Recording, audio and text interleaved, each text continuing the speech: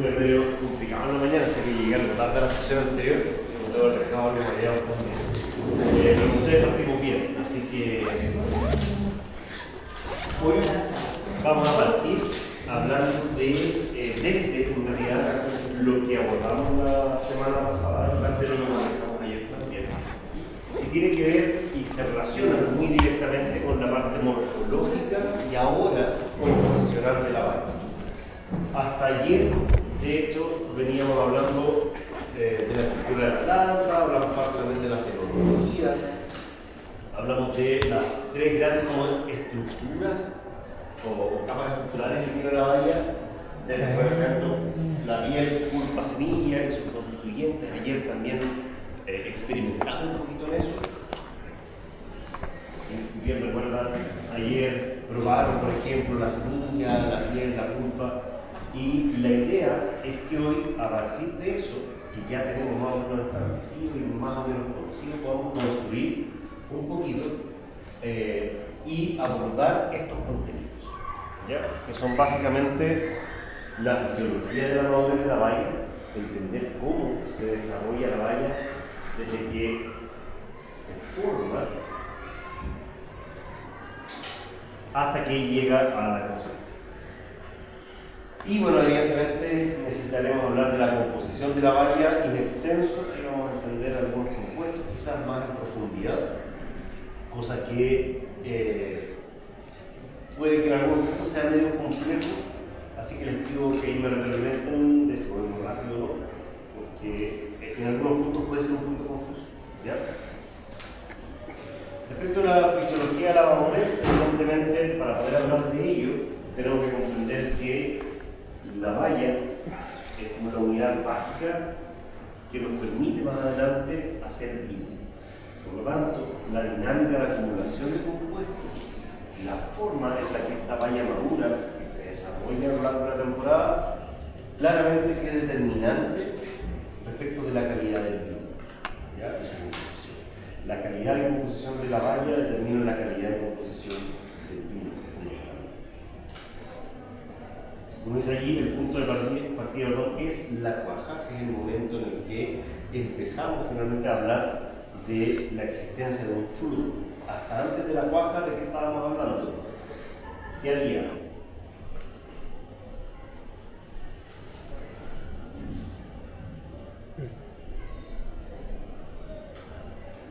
¿Qué hay antes de un fruto? Una flor, por supuesto. Entonces, claramente, el proceso de floración, una vez que concluye, desemboca entonces en un fruto. El proceso de cuaja, en realidad, es como el punto culmine posterior a la floración, donde cae la calintra, queda la flor expuesta, se libera el polen llega al estigma, desde el estigma hacia adentro crece el tubo político para lograr movilizar el material genético hasta el óvulo, y ahí es cuando empieza entonces el desarrollo del embrión. Y con el desarrollo del embrión viene luego el desarrollo de la semilla, ¿cierto?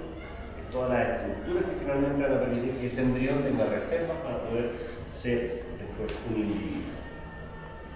Durante todo ese proceso, que viene posterior a la fecundación, existe el crecimiento de la valla, el momento en el cual evidentemente se van a formar todos los tejidos que nosotros entenderemos que son constituyentes de la valla. Durante esta formación del fruto, veremos que podemos describir el crecimiento de la valla con una curva doble sigmoidea. Es decir, tiene ahí dos momentos en los que la curva muestra un crecimiento. Quizás no se ve tan súper claro ahí, pero lo voy a llevar a la versión un poquito más simplificada. Como pueden observar en la curva superior, en la que tiene los circulitos vacíos, esa es la que describe el peso fresco de la valla, ¿vale? Medido en gramos. Acá abajo dice día después de floración, peso fresco, y esa es la curva. Entonces vemos que crece, aumenta el peso fresco, luego tiende a estabilizarse y luego vuelve a crecer. Profe, disculpe, ¿por qué los símbolos tienen como distinta altura? Esas rayitas, Sí. que se ven como un texto y una base, son el espacio de dispersión del dato. No es un valor único, sino que viene asociada probablemente la varianza. O la desviación estándar, me imagino yo que debe ser. Y una medida de dispersión. Siempre cuando se muestra eso, generalmente es la desviación estándar, que tal vez es el promedio, ese es tu punto, y sobre y bajo ese promedio tiene un margen, ¿cierto? Eso. Si los datos se parecen mucho entre sí, el margen es estrecho. Tu medida de dispersión es estrecha. Pero si los datos con los que sacaste el promedio son súper dispares, evidentemente es la menos. O sea, una forma gráfica de mostrarte la dispersión de los datos. ¿Qué tan creíbles son esos datos también? ¿Sí? ¿Quedó claro ahí? Vale, pues si lo ven de otra forma también van a ver eso. En gráficos de barra también se pueden poner medidas de dispersión. Y también la misma idea, como una red de chip, o una base. Ya. Entonces, vemos aquí que crece, se estanca, crece.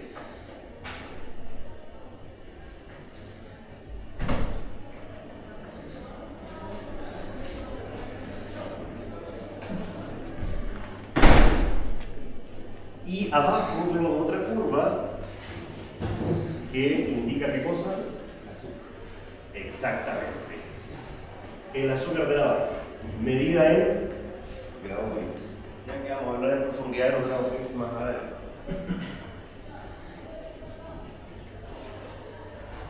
Ya, para poder comprender en el fondo qué es lo que pasa en profundidad, le hice esta figura, ¿ya? Que es básicamente basada en el gráfico anterior, con la misma curva, donde crece, más o menos estanca, crece menos y vuelve a crecer. Y ahí están las tres fases, o tres etapas del desarrollo de la valla. El primer crecimiento que observamos, el peso, se relaciona directamente a la multiplicación celular, ¿vale? Es decir, después de la cuaja, que es con lo que parte esta curva, ahí, vemos que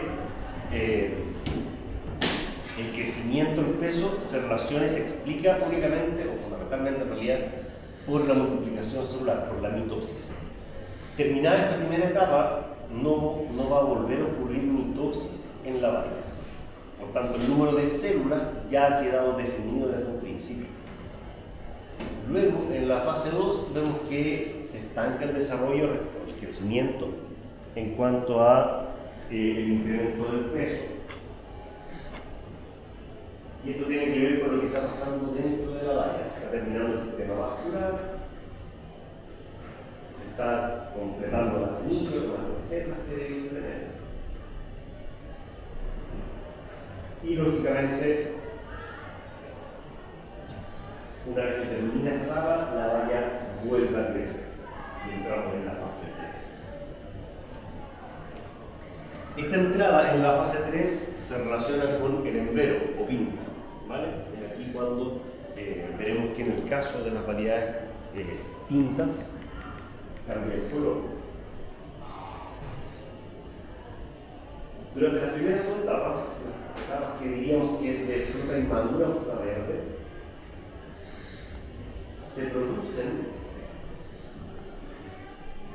los taninos, las tiracinas y los ácidos orgánicos.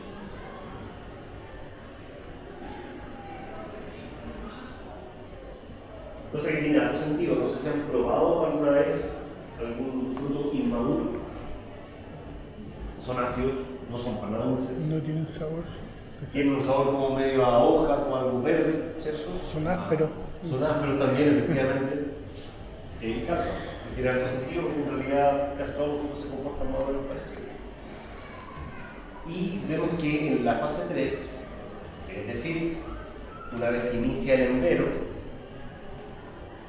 esos compuestos que se estaban produciendo durante las etapas iniciales empiezan a descender en su concentración. Los taninos, por ejemplo, los taninos de la semilla son los que disminuyen. Y las cinas, que son estos compuestos aromáticos que huelen a algo verde, también disminuyen.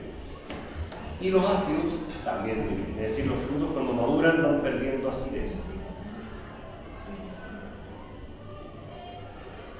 Por otro lado, en la misma fase 3 se empiezan a desarrollar compuestos importantes, se empiezan a acumular, por ejemplo, los azúcares, muy importante en un fruto maduro, porque al final es el azúcar el que hace que el fruto sea palatable, que sea rico. Y la gracia del fruto, en el sentido como el cultivo, es que acarree la semilla. Y mientras más rico es el fruto, más probable es que se consuma ese fruto y la semilla sea dispersada.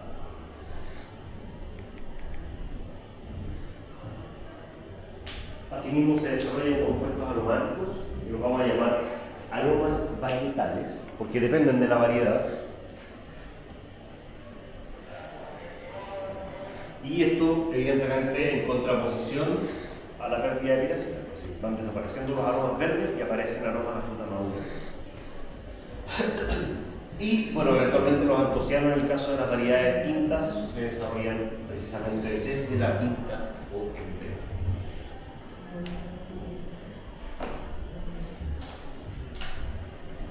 Esta figura a mí me gusta harto porque muestra algo que la otra no.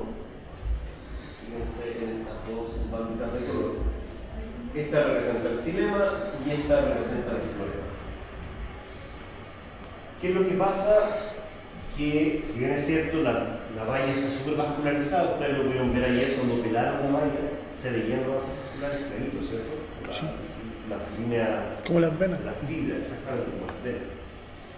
Y eso en realidad cambia desde la pinta en adelante y el xilema deja de funcionar.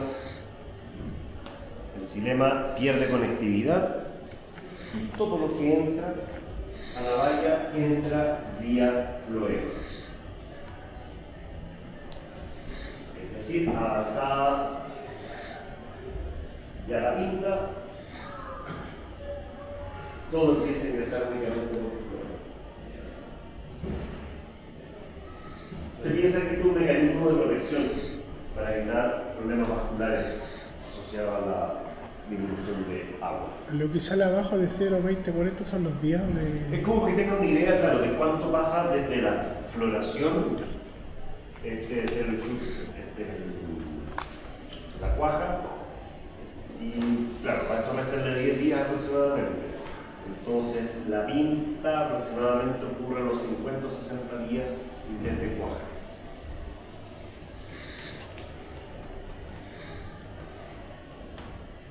O desde floración. Es una aproximada, por supuesto. La fenología, conversamos la semana pasada, es conservada, es decir, ocurre igual en todas las variedades. En todas las vitis viníferas son todas iguales. Pero los tiempos en los que ocurre una cosa u otra van cambiando. Tenemos variedades que son más tardías, más precoces, de madurez evidentemente más rápida o más tardía en cada caso. Bueno, de la pinta hemos hablado harto. La pinta marca un punto de inflexión relevante en cuanto a lo que pasa en la valla. Recordemos que fase 3, el crecimiento se debe a qué cosa? A la elongación celular. Ya la valla no crece porque esté generando células nuevas, sino porque en realidad las células que ya se formaron están estirándose. Y se estiran principalmente porque ingresa agua activamente a la valla. Por lo tanto, la valla, o las células de la valla tienden a hincharse. Profe, en la foto ahí, en esa misma sale que algunas vallas maduran antes. O sea, entran en empero antes. Sí, son muchas vallas. Pero esa, mueren antes, por ejemplo, el cosechar de los racimos allá están... No se mantienen. No tiene que pensar ya, una pregunta. Esto, si bien es cierto, se ve como dramático, se ve como que crecen súper pintadas. En realidad, esto partió hace la batería. Es un cambio súper brusco, en realidad. Así que el desfase entre que ocurre... Entre una y otra no es mucho. Y especialmente en temperaturas relativamente cálidas. Cuando tenemos como veranos fríos, puede que ahí se note más la distancia entre una valla y otra. Pero a una temperatura de crecimiento cómoda, sobre 20 grados, a un par de días de diferencia con mucho. Eso no genera ningún problema. Hay varios factores que afectan la dinámica de maduración de la valla, desde la disponibilidad de agua, no solamente porque eso va a implicar, por ejemplo, que la valla crezca menos, sino que también el estrés hídrico genera una respuesta metabólica. Esta respuesta metabólica puede conllevar a que las vallas acumulen más rápido y más compuestos fenólicos, más antocianos, con el mejor color y más rápido de hecho, que si no tuviesen estrés. Por tanto, estresar las plantas hasta cierto punto, por supuesto, podría ser conveniente, podría ser una estrategia que tenga algún sentido. Y lo tiene, y se hace, ya la industria se hace. Balance nutricional también es un temazo. Antes, para terminar con el tema de la disponibilidad de agua, si yo riego poco, un poquito atrás, si yo riego poquito acá, en la fase 1, voy a estar afectando la mitosis, ¿cierto? Por tanto, voy a tener menos células por valla. Y las células que principalmente afecto son las de la pulpa. Y si le falta agua en la fase 3, también la valla va a crecer menos, porque ingresa menos agua, por tanto se hincha menos. ¿Sí? ¿Me siguen? ¿Y esto podría ser positivo o no? No, ¿Por qué? porque queremos una valla de un calibre específico o... Afectaría como la del calibre. Pues, Claro, y le afectaría que no es una uva grande, como me refiero, para producir la cantidad de líquido, por así decir, que queremos, o de jugo que queremos, influye. Una valla más chiquitita. Una valla más chica sí o sí impacta en el rendimiento, estamos de acuerdo. Sin embargo, no queremos una valla grande. Por tanto, tener vallas pequeñas suele ser muy favorable, pese a que te castiga en los kilos. ¿Por qué? Una valla grande significa que una valla que tiene mucha agua dentro. Por tanto, estos compuestos de interés están más diluidos. Yo no quiero eso. Por tanto, anoten en su cabezota que no queremos vallas grandes. Eso es importante. Acá, por eso, la vitivinicultura tiene un enfoque súper distinto al de la fruticultura hasta cierto punto. Porque en la fruticultura, y estoy súper de acuerdo, es decir, queremos una valla de un tamaño específico. Eso es cierto y es real y es lo que buscamos, porque si no se vende la cuestión, no se la van a comprar. Pero luego vinífera es distinto.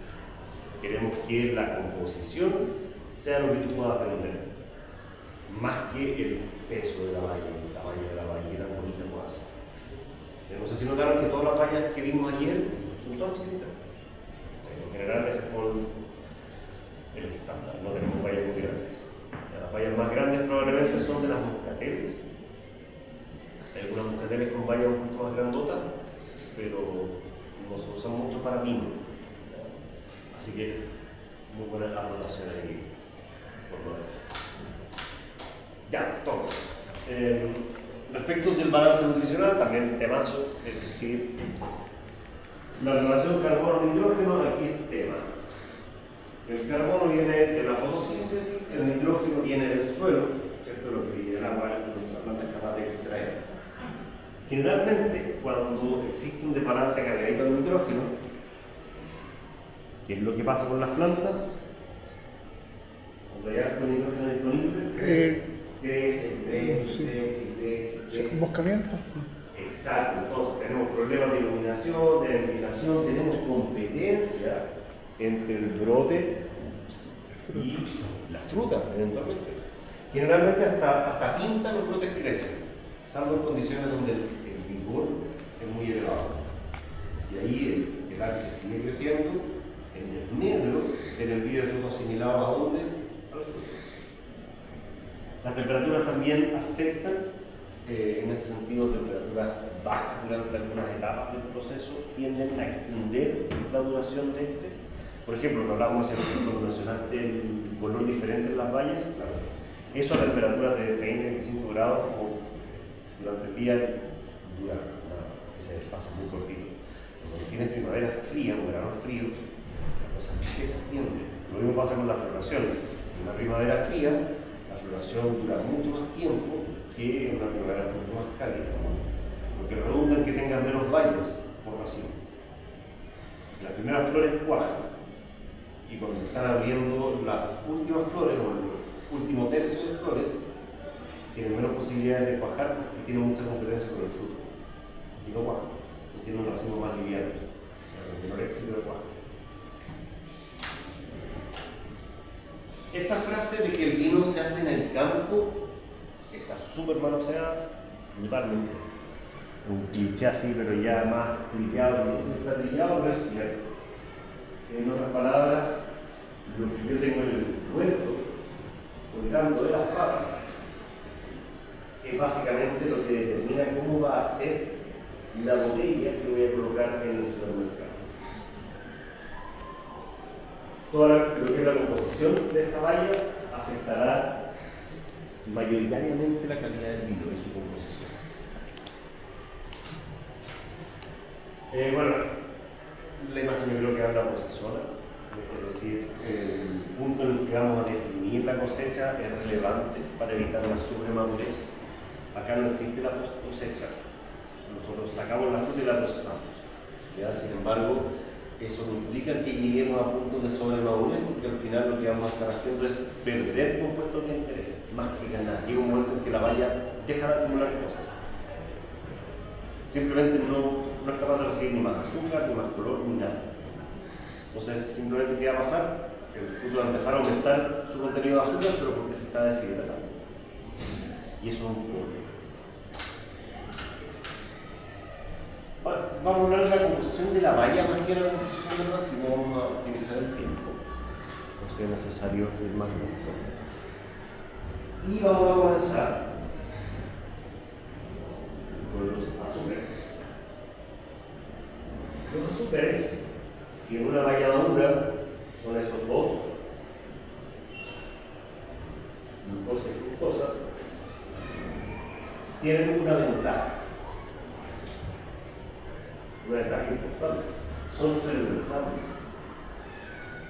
Significa que la levadura es capaz de tomar la glucosa, tomar la fructosa, introducirla en su citoplasma y descomponerla para obtener energía y producir alcohol en el proceso. Por lo tanto, es muy favorable que sean estos dos tipos de azúcares los predominantes. Sin embargo, yo por ahí les mencioné que el azúcar se acumula en la fase 3, ¿cierto? Desde pinta en adelante. Ustedes miran el gráfico y se dan cuenta que en realidad hay azúcar antes de pinta, eso es pinta. Tenemos azúcar antes. Efectivamente, y tiene sentido que haya azúcar. ¿Por qué? Porque en el fondo las células necesitan recibir fotosimilados. Sin embargo, la valla no acumula azúcar, como si lo acumula desde la pinta en adelante. ¿Vale? Entonces, la función de los azúcares antes de pinta no es hacer del fruto más rico, algo más palatable, sino que en realidad tiene que ver con funciones más celulares. Cuando hablamos de acumulación, significa que llega mucho azúcar, se empieza a juntar en las células y llegamos a una cantidad de azúcar alta que generalmente establecemos como 22,5 gramos Brix como la madurez en términos de azúcar máxima, pero podría ser un poquito más, 23. ¿De dónde provenían los azúcares? ¿Creen ustedes? ¿Glucosa y fructosa? ¿Sí? ¿De dónde vienen? ¿Dónde se producen? ¿Dónde se fabrican?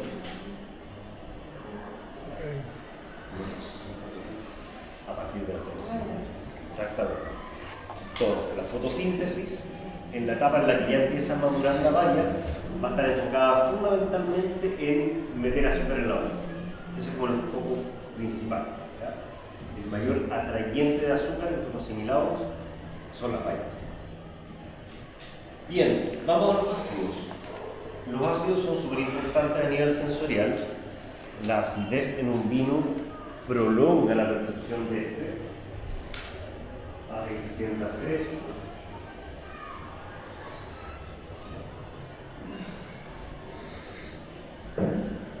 Por tanto, evidentemente, la composición acídica es relevante. Siendo el ácido tartárico y el ácido málico los dos principales ácidos presentes en una baya madura. Lo que tienen aquí es el ácido tartárico, a la izquierda, a la derecha el ácido málico.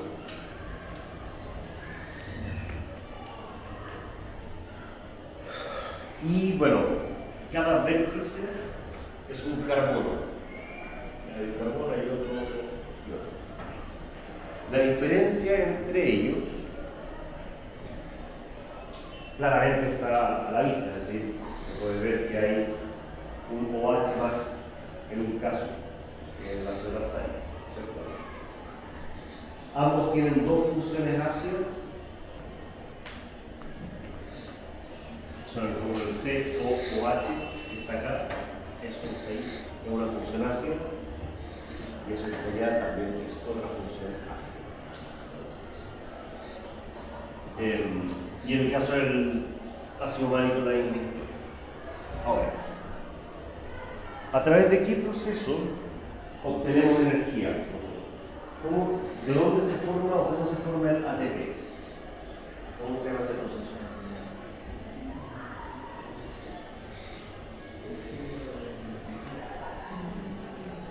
Ya, pensemos en la respiración celular como marco del proceso, ¿cierto? En el ciclo de Krebs. ¿La respiración celular te suena? Bueno, la respiración celular es el proceso a través del cual se obtiene energía. El ciclo de Krebs, o ciclo de los ácidos tricarboxílicos, es parte de esta etapa de obtención de energía. Y el ácido málico puede ser utilizado por la baya para obtener energía. ¿Qué pasa con la temperatura? Cuando aumenta la temperatura, ¿cómo es la actividad celular? ¿Aumenta o disminuye? Aumenta. Aumenta, ¿cierto? Hasta cierto punto, mientras más alta la temperatura, mayor la actividad celular. Por lo tanto, la respiración celular también va a ser mayor. ¿Cierto? Eso yo creo que para todos los organismos, al menos para las plantas funciona así.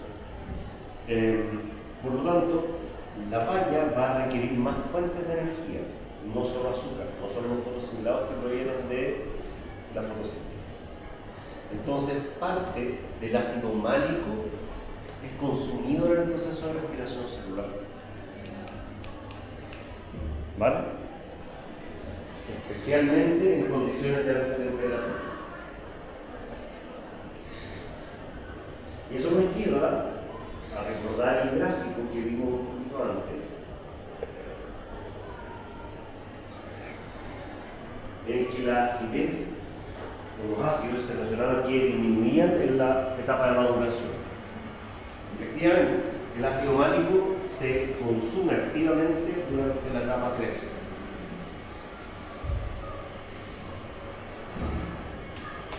Ahí baja la concentración de ácido orgánico. El ácido tartárico, por otra parte, es bastante más estable. Cuesta que ingrese al ciclo de Krebs. Krebs. Bastante, son las dos. ¿Es lo que está hablando del ciclo de Krebs? Sí, pero hasta este punto, como no que describan necesariamente el ciclo de Krebs. Entonces, hay dos formas a través de las cuales la disminución de acidez tiene lugar. Lo primero es la respiración celular, donde, reitero, los ácidos ingresan al ciclo respirativo y son consumidos. Se obtiene energía a partir de ellos. siendo el ácido málico el más sensible.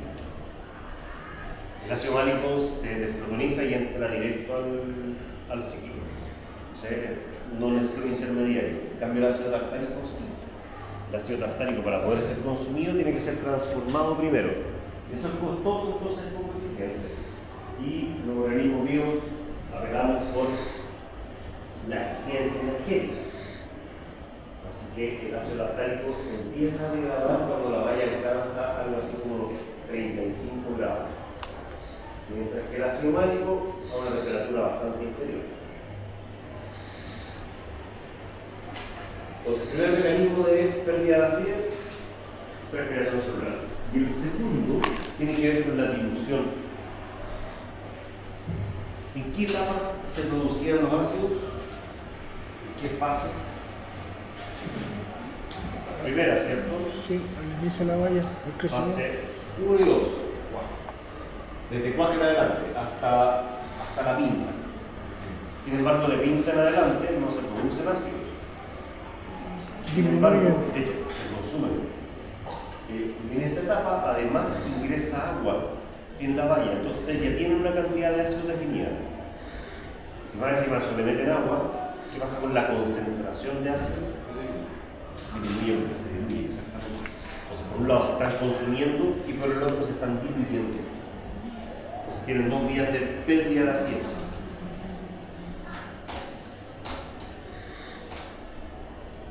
Eso lo vamos a ver más adelante, así que no nos enredaremos ahí. Preguntas, chiquillos, hasta acá. De lo que respecta a la composición asociada a azúcares y ácidos. Algo que no quede claro del todo.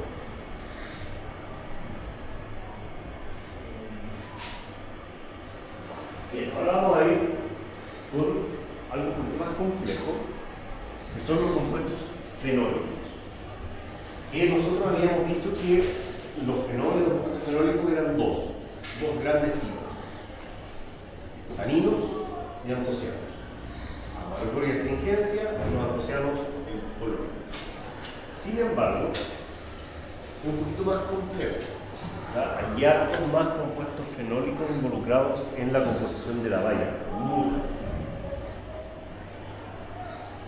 Pero ustedes ven aquí en una versión un poquito más simple de la ruta de los fenilpropanoides. Así se llama.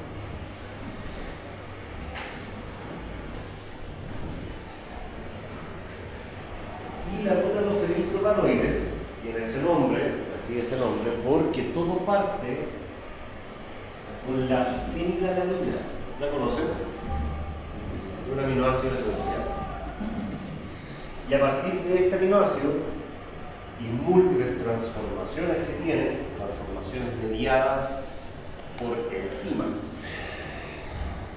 Cada sigla que está ahí mencionada es una enzima distinta. ¿Saben lo que es una enzima? Grosso modo, ¿sí? Nada, no se va profundo. Seguro lo han escuchado, eso se lo estoy haciendo sentado. Una enzima es un catalizador. Una enzima es una molécula que lo que hace es acelerar procesos de corte, de degradación de algo o de unión. ¿Vale? Estas enzimas normalmente son proteínas. Son proteínas que tienen una estructura definida, una estructura tridimensional, cuya forma determina su función. Y estas enzimas lo que hacen, insisto, es transformar cosas, ya sea rompiéndolas o uniéndolas. Y como les decía, a partir de la fenilalanina hay un montón de fenómenos mediados por enzimas que redundan en la transformación de este compuesto inicial en los compuestos fenólicos, que vienen mencionados acá. Son esos 8 compuestos fenólicos. Hidroxibenzoicos. Dihidroflavonoles. Dentro de estos compuestos fenólicos, nosotros podemos clasificarlos en dos grandes grupos, ya fundamentalmente por su estructura química. Son los no flavonoides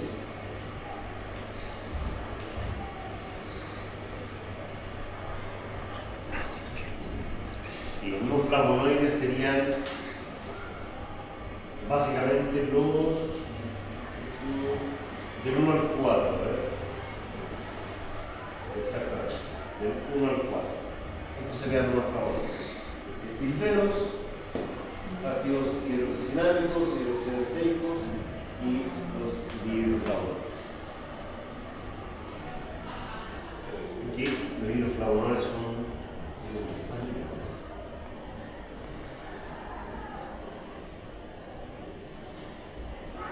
claro, sería 1, 2 y 3. El cuarto es un flavonoide. Olviden lo que digo. Esto es importante.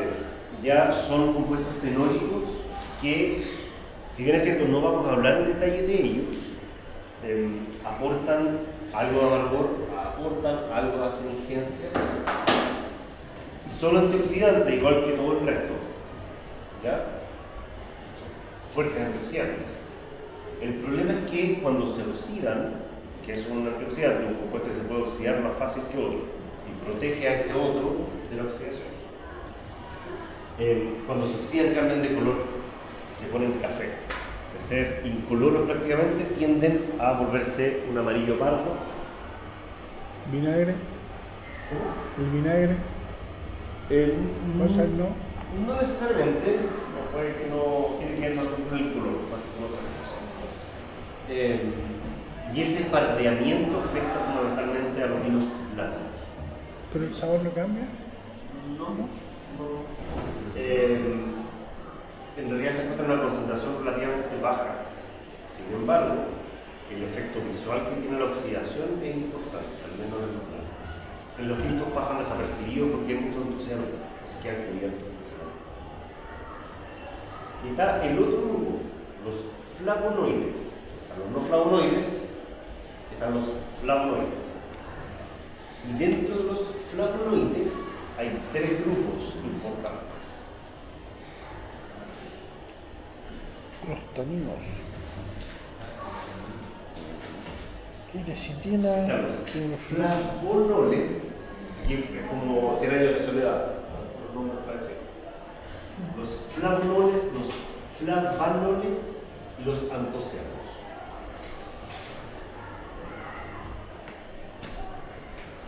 Los flavonoles, por un lado,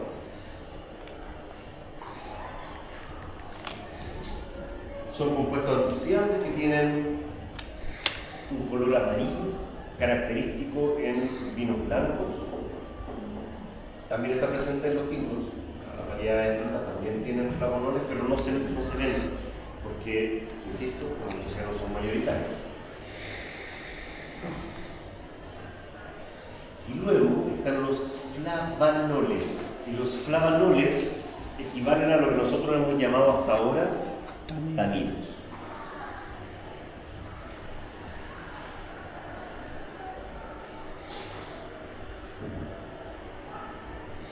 Y estos taninos,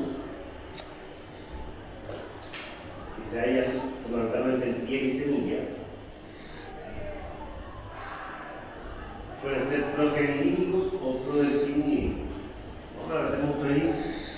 Al final lo que quiero decirles con esto es que la riqueza tánica de las pieles es distinta a la de la semilla. Si bien es cierto, en la piel la cantidad de taninos, de flavanoles que hay es menor en cantidad, el tipo de compuestos respecto a la semilla son más.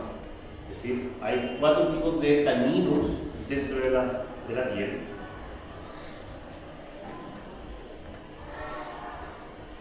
Mientras que en las semillas solamente tienen aquellos que son procianidínicos. En otras palabras, cuando decimos que los taninos de la piel son de mejor calidad que los de la semilla, nos referimos a esto, a la riqueza química que tiene la piel respecto de la semilla, más que a lo astringente no que pudiese llegar a ser.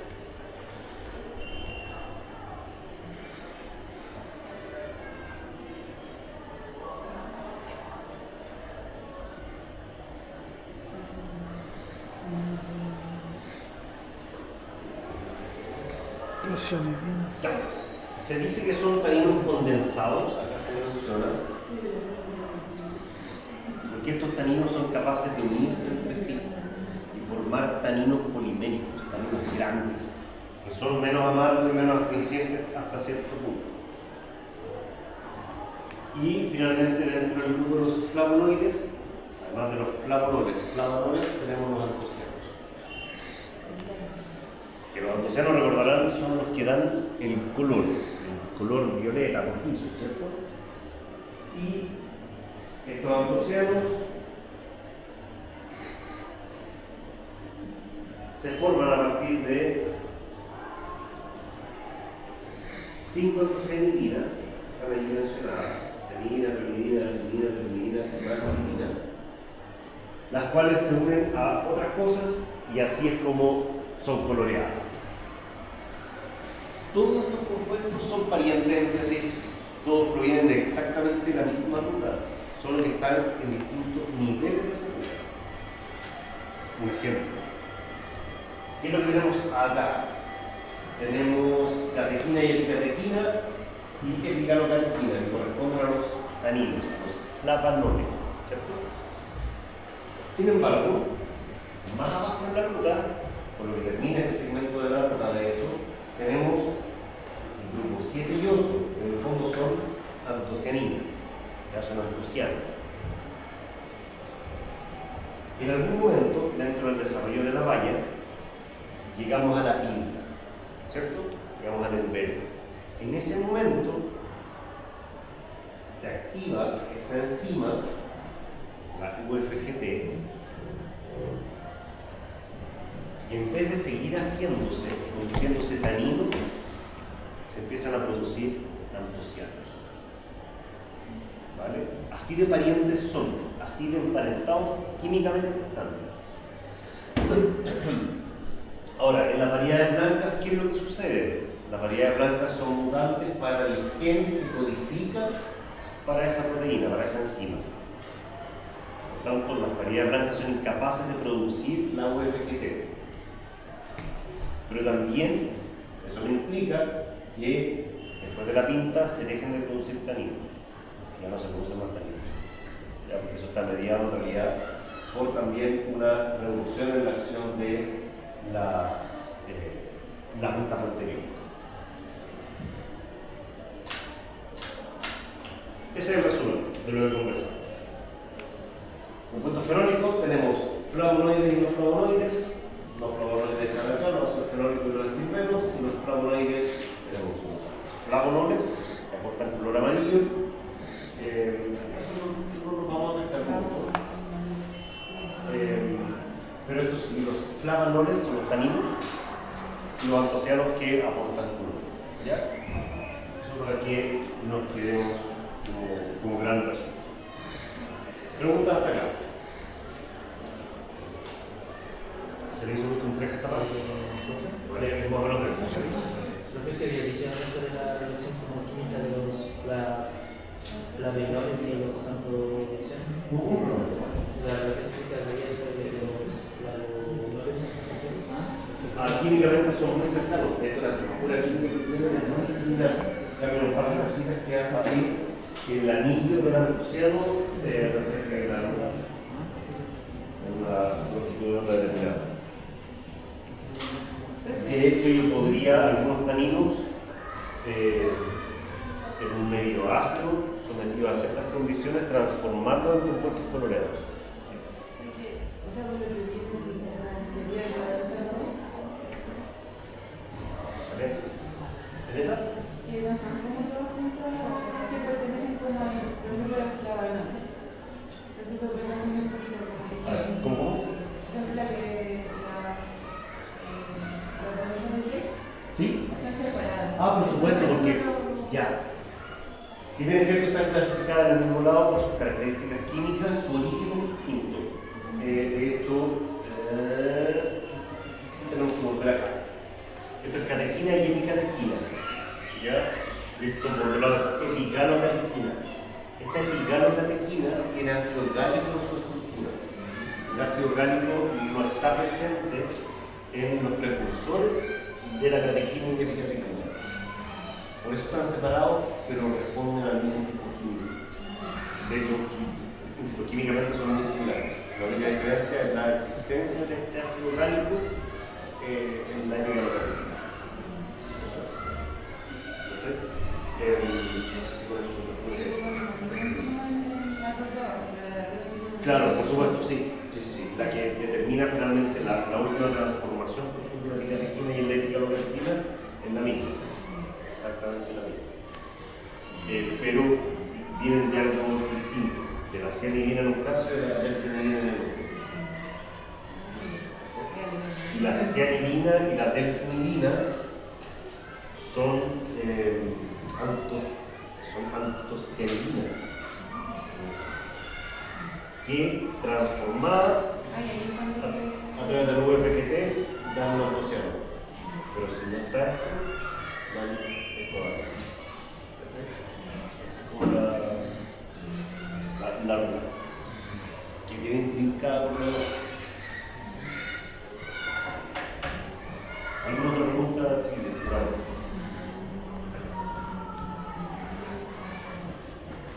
Con respecto a la prueba, profe, ¿qué nos puede preguntar sobre esto? No lo sé, no he hecho la prueba todavía. ¿Pero va a estar harto? Sí. Una parte de composición es importante. Pero sí, que yo hice hincapié en algunas cosas relevantes en cada punto. Esas son las que no.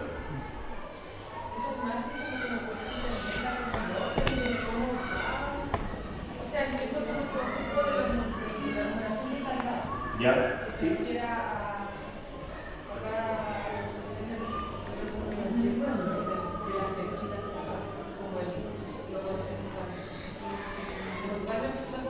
Ya, no hay problema.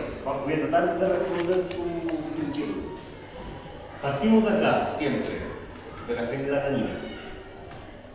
El cómo tú sigues una ruta que, por ejemplo, desemboca en que se produzca ácido cafeico ferúrico, o por el contrario, se prosiga hasta producir, no sé, quenferol, que está aquí abajo, depende de muchos factores, depende de la expresión génica o genes de una variedad particular, lo cual viene ligado al momento, al desarrollo fenológico y a la genética directa de la variedad, más factores ambientales.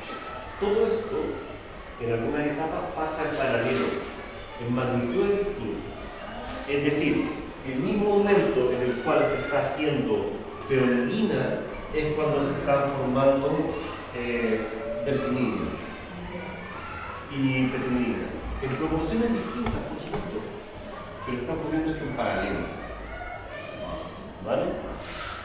En general, para la mayoría que tienen el mismo número, por ejemplo, la producción de quercetina, quenferol y miricetina ocurre de nuevo en paralelo. No así la producción de quercetina, por ejemplo, y no sé, peonidina, eso hay que tratar de verlo así.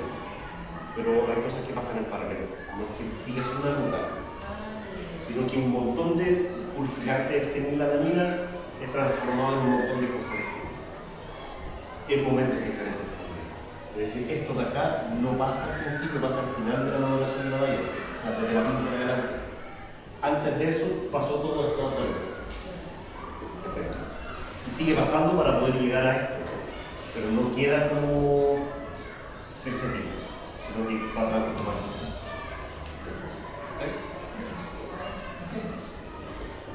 Sí, es medio confuso al principio porque uno tiene como que fuese un diagrama de proceso, pero no, es más intrincado que eso. Tiene puntas auxiliares incluso que no están acá, que complican más la experiencia.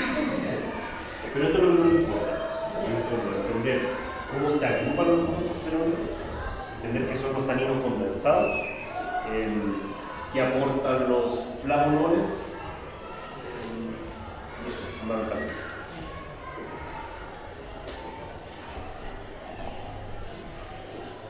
El que tengan 2 anillos o un anillo, en lo práctico no es relevante, solamente para evidenciar que son distintos, muy distintos químicamente. Así que no se complican tanto con esa parte. Esto fue lo que experimentaron ustedes ayer. Ustedes formaron una valla que tiene una semilla que está como por acá. Es una cosa. No se nota muy bien el color cuando lo vean en la diapositiva celular o computador. Ahí lo verán. Se supone que los taninos de la semilla van disminuyendo en la medida en la que la valla madura. Los taninos se empiezan a oxidar. Y además, como la cáscara de la semilla empieza a rigidizarse,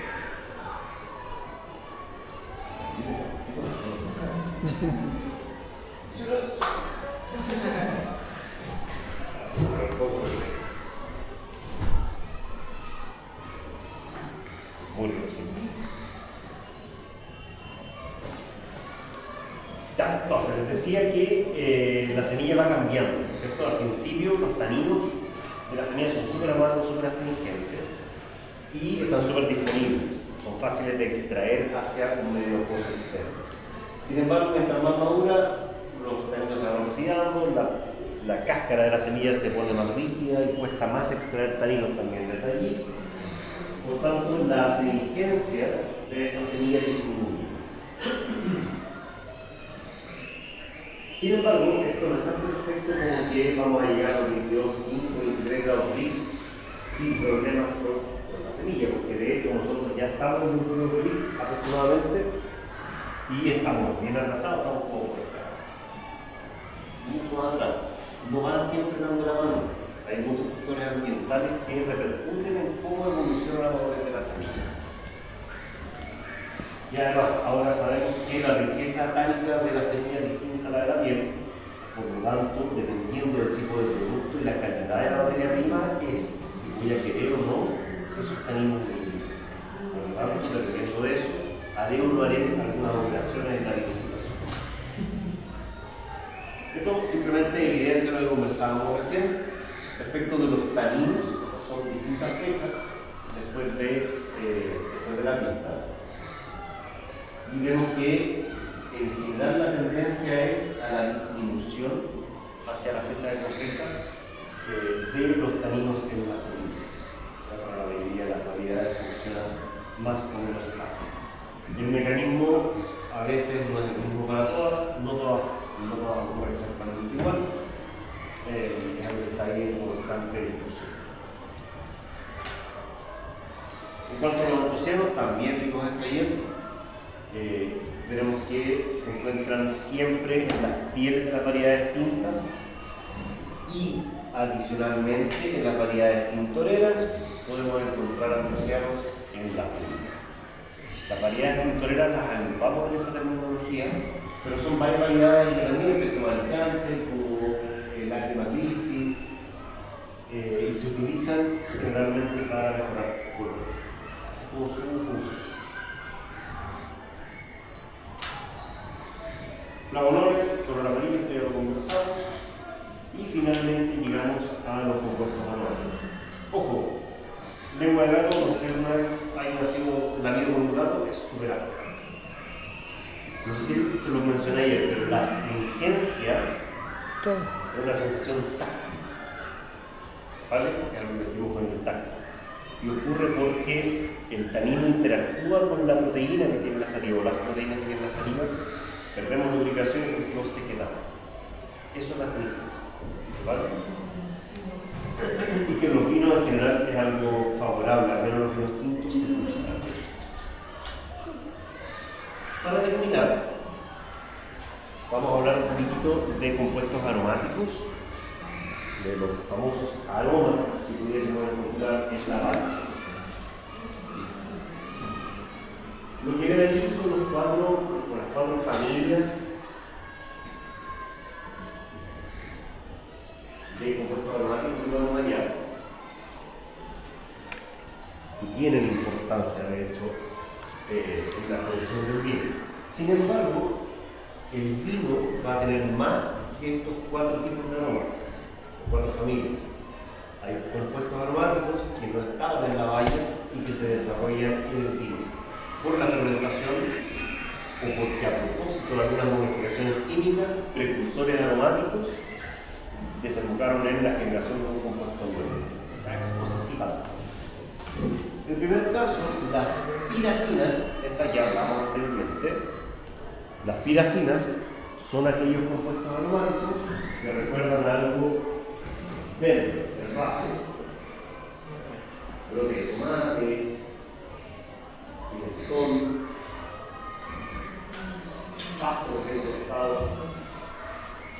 etc. Las piracinas se relacionan con el movimiento de nitrógeno en la planta hacia la valla generalmente. Por eso se producen habitualmente en las etapas 1 y 2 del desarrollo de la valla. Son un defecto, eso es importante que lo tengan en consideración. Son considerados un defecto excepto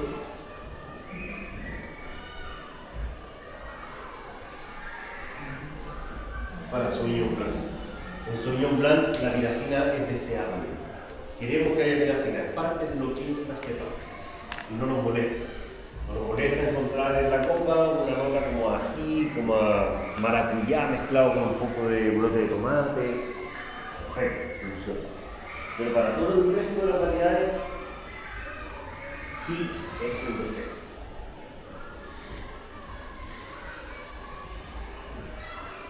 El problema es que las piracinas disminuyen con el tiempo. Es decir, la degradación de estos compuestos depende del tiempo que pasa, simplemente.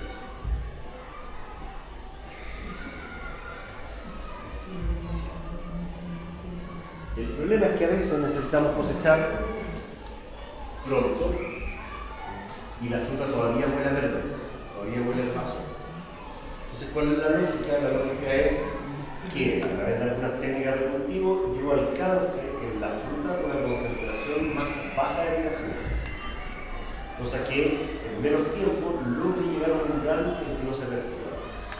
Eso es lo ideal, como lo esperamos. Quizás las dos más importantes son la 2-metoxitresa-metilpiracina y la 2-metoxitresa-metilpiracina. Como por ejemplo, un rastro de piracinas que hay en el mundo. El problema es que estas tienen umbrales de percepción bajos, entonces en pequeñas concentraciones no podemos percibir.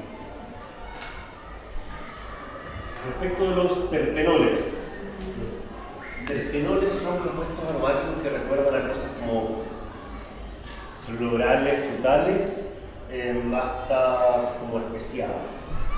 Son compuestos aromáticos que pueden estar o no en las pieles y pulpa de la baya, o bien se pueden desarrollar más adelante a través del proceso fermentativo o la generación de estos terpenoles a partir de precursores aromáticos que traía la fruta. En general son compuestos aromáticos agradables. Norisoprenoides o otra familia de compuestos aromáticos, también muy relacionados con la parte frutal, floral y medio especial, también a veces. Por ahí tenemos en la última parte está el 1,6 dimetil 1,2 dihidroxinafentanilo, también conocido como TDN. TDN que recuerda como a solvente, como a goma, que podemos encontrar en algunos vinos, generalmente en vinos blancos de la variedad Riesling. Es habitual encontrar, después de haber pasado varios años en botella, es habitual encontrar este compuesto aromático. Y no es considerado un defecto en ese caso, sino que parte de lo que pudiese ser la variedad. Ahora, ¿cómo llegamos a, no sé, identificar cosas como los aromas a hoja de té o menta que son característicos? Por ejemplo, en el Cabernet Sauvignon de la Maipo Alto en Pirque. Bueno, a través de la experiencia. ¿vale? La cabeza nuestra funciona como una especie de biblioteca. Y nosotros agrupamos recuerdos, no solamente porque nos enseñan a hacerlo, sino que en realidad es una forma que tenemos de aumentar probabilidades de sobrevivencia. La memoria sensorial es sumamente útil, ¿ya? Porque nos permite recordar cosas que podrían ser de vida o muerte, literalmente, ¿ya? En general, a ustedes cuando les enseñaron que era una frutilla, que se la pasaron, y su cerebro lo que hizo fue sacar una foto visual, una foto olfativa y una foto gustativa. Toda esa información la agarró todo, la metió en carpetitas. Entonces la frutilla es así. La arándula es de todo. Entonces, al final, lo que nosotros podemos reconocer, o podríamos reconocer en un vino, por ejemplo, hay gente que encuentra cosas muy rebuscadas, parece en los vinos, no sé, la sábana recién tendida de mi abuelita en la casa del sur. Entonces, así, súper rebuscada. Pero tienen que ver con eso, tienen que ver con recuerdos episódicos, de los cuales podemos ser o no conscientes. Pero tenemos que conocer las cosas para poder reconocerlas. Por eso se habla de reconocer. Si yo nunca he probado nunca he comido guayaba, ¿cómo voy a encontrar la guayaba en la copa? Jamás. No voy a ser capaz de identificar ese aroma. Probablemente mi cerebro va a tomar ese impulso, ese estímulo, y va a tratar de hacerlo encajar con algún recuerdo previo. Eso es lo que hace. Yo les cuento una anécdota chiquita. En la universidad en algún momento tuve una asignatura que era evaluación sensorial, el juego de educación de video. Alguna vez algo hicimos, no la cosa. Fue en evaluación sensorial, una vez hicimos una cata a ciegas. Cata a ciegas de cosas raras, o de elementos que podíamos encontrar en la casa, en la cocina especialmente. Aliño, un montón de aliños y cosas.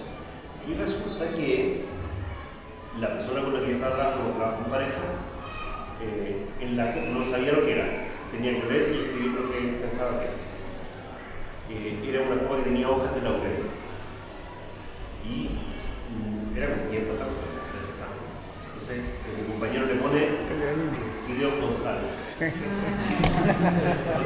Esto es como raro, que era video con salsa.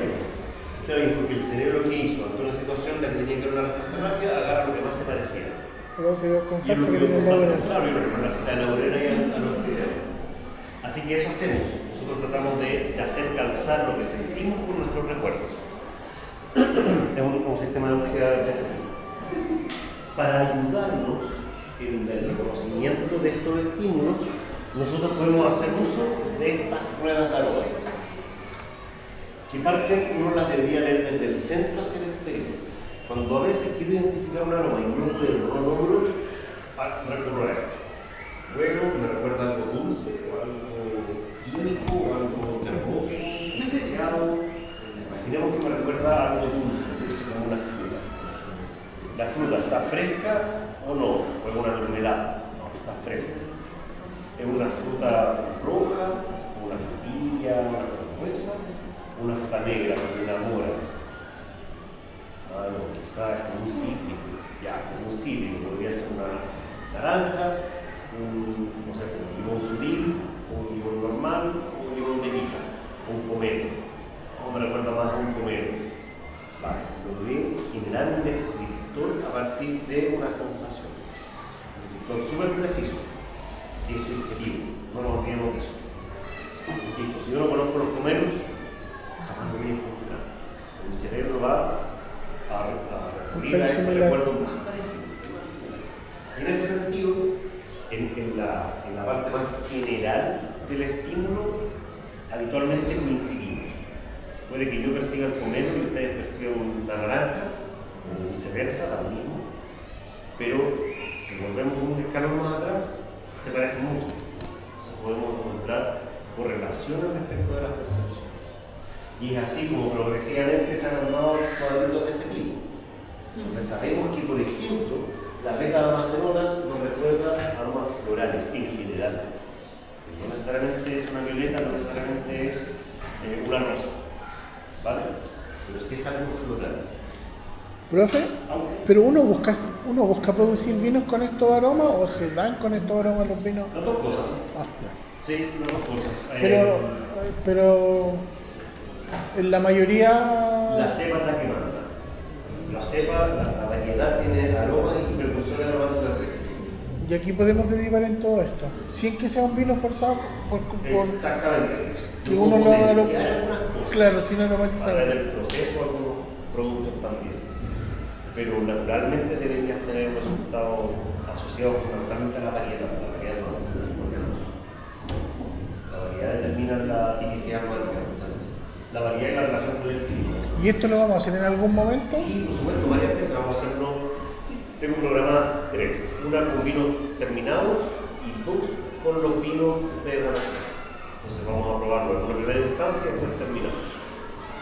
Y después vinos comerciales. Y, por ejemplo, igual, yo por mucho vino que haya probado, no logro como diferenciar entre uno y otro.